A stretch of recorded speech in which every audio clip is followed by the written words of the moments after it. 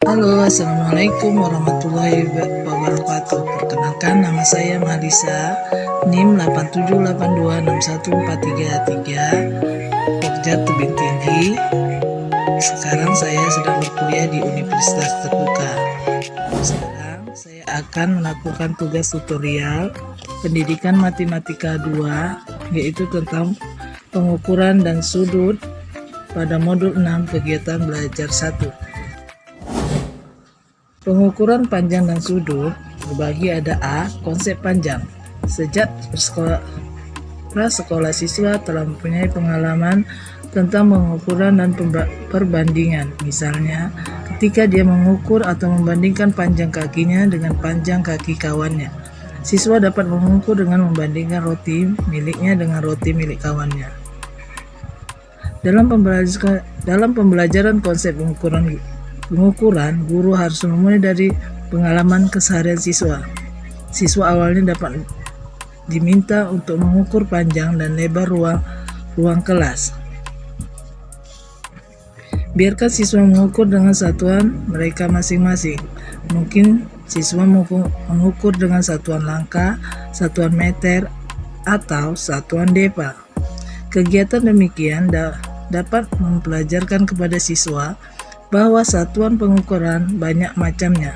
Ada satuan panjang yang baku, misalnya meter, dan ada satuan panjang yang tidak baku, misalnya depa, langkah, dan lain-lainnya.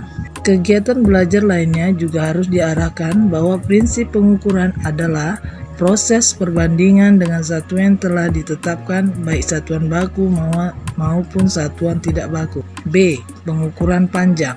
Satuan panjang yang baku pada sistem internasional atau SI adalah meter. Namun demikian, masih ada satuan panjang lain yang sering digunakan dalam kancah internasional. Misalnya dalam dunia penerbangan, orang lebih sering menggunakan satuan panjang atau tinggi, yaitu kaki. Dalam SI, satuan meter didefinisikan sebagai 1.650.763.073 kali panjang gelombang sinar merah orange unsur krypton 86 dalam ruangan hampa. Satuan panjangan meter dilakukan dengan memberi awalan kilo, hekto, deka kepada meter. Awalan ini juga berlaku untuk satuan lainnya, misalnya luas, berat, dan volume.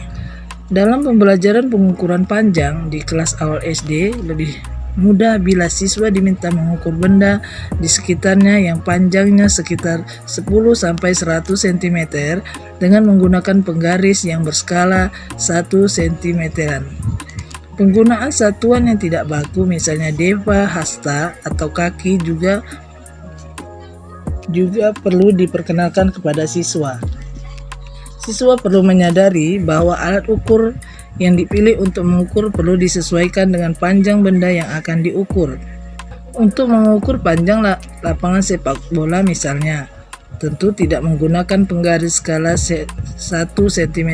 Untuk mengukur panjang lapangan sepak bola perlu penggaris dengan skala 1 dekameter atau 1 meteran. Pada kelas atas di SD, siswa perlu diperkenalkan alat ukur panjang yang lebih teliti, misalnya penggaris dengan skala 1 mm. Selanjutnya itu C. Hubungan antara satuan panjang. Selain sistem internasional atau sistem metrik, siswa juga perlu mengenal satuan panjang yang lain, misalnya sistem Inggris, karena sistem tersebut masih sering digunakan dalam kehidupan sehari-hari.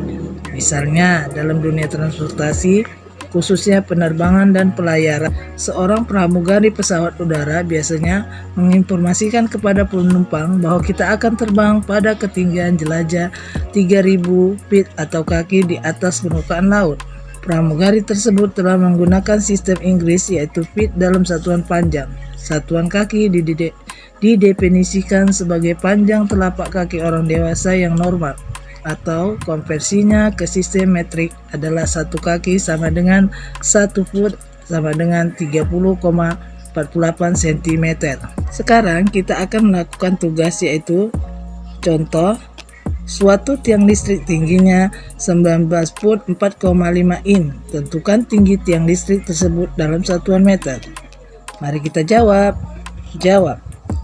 19 foot 4,5 in sama dengan dalam kurung 19 kali 12 tambah 4,5 tutup kurung in sama dengan buka kurung 228 tambah 4,5 tutup kurung in sama dengan 232,5 in.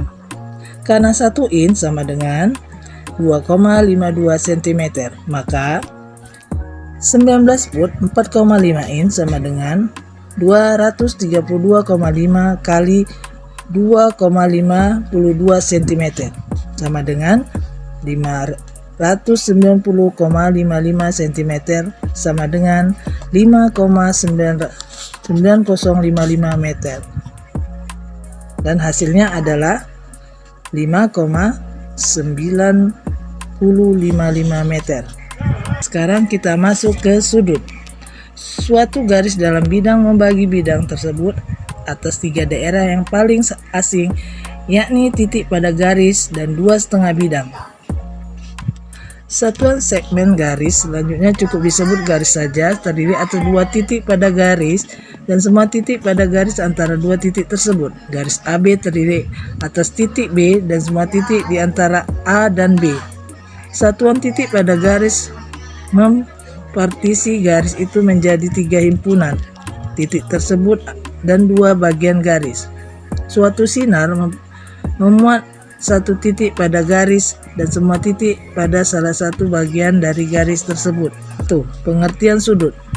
Sudut dibentuk oleh gabungan 2 sinar yang tidak pangkalnya berimpit. Sudut juga dapat didefinisikan sebagai daerah yang dibatasi oleh 2 segmen garis yang salah satu ujungnya berimpit. Pada buku ini memberikan sudut digunakan definisi yang kedua, kecuali bila disebutkan lainnya. B. Pengukuran sudut. Untuk menjelaskan satuan pengukuran sudut kepada siswa SD, dapat dimulai dengan memperkenalkan sudut siku-siku. Suatu representasi sudut siku-siku, misalnya pojok buku, pojok keramik di lantai, pojok meja, dan sebagainya. Kegiatan selanjutnya adalah membandingkan besar sudut. Sudut yang lebih kecil dari sudut siku-siku dapat didapat dengan melipat pojok kertas yang berbentuk siku-siku menjadi 2 bagian yang sama. Sudut yang lebih kecil dari sudut siku-siku disebut sudut lancip. Untuk mengukur besar sudut, satuan bisa digunakan, salah satunya adalah derajat. Sudut siku-siku misalnya didefinisikan sama dengan 90 derajat, ditulis 90 derajat. Sudut yang lebih besar dari sudut siku-siku dapat dijelaskan dengan cara menghimpitkan sudut siku-siku dengan sudut lancip. Sudut yang lebih besar dari sudut siku-siku disebut sudut tumpul.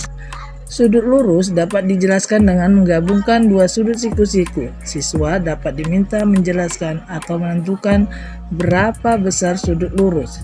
Jika besar 2